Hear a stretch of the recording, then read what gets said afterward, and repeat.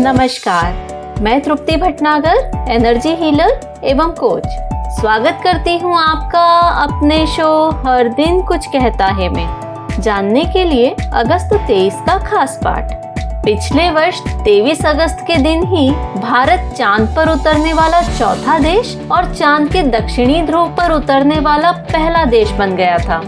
इस ऐतिहासिक उपलब्धि की याद में प्रधानमंत्री नरेंद्र मोदी ने 23 अगस्त को राष्ट्रीय अंतरिक्ष दिवस के रूप में मनाने की घोषणा की थी और इसीलिए इस वर्ष हम अपना पहला राष्ट्रीय अंतरिक्ष दिवस मनाएंगे और इसका विषय होगा चंद्रमा को छूते हुए जीवन को छूना, भारत की अंतरिक्ष यात्रा।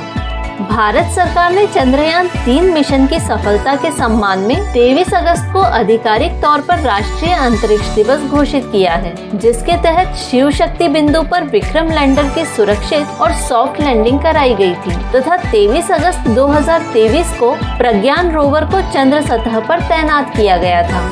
राष्ट्रीय अंतरिक्ष दिवस अंतरिक्ष अन्वेषण में महत्वपूर्ण उपलब्धियों और अंतरिक्ष प्रौद्योगिकी में प्रगति पर प्रकाश डालता है। भारत ने 90 के दशक में जब पहला ध्रुवीय उपग्रह प्रक्षेपण वाहन PSLV लॉन्च किया, तभी से चांद की रहस्यमयी सतह छूने के वैज्ञानिक प्रयास तेज हो गए।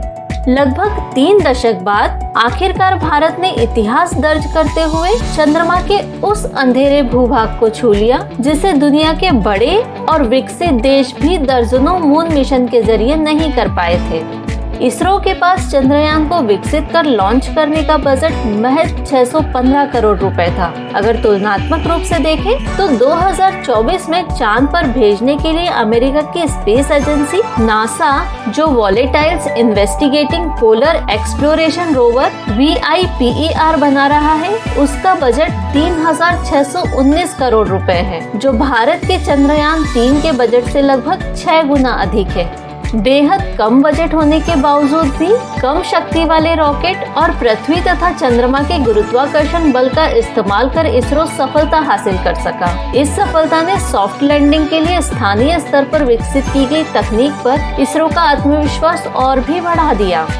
राष्ट्रीय अंतरिक्ष दिवस 2024 का उद्देश्य न केवल अंतरिक्ष में भारत की उपलब्धियों को स्मरण करना है, बल्कि अगली पीढ़ी को सितारों तक पहुंचने के लिए प्रेरित करना भी है।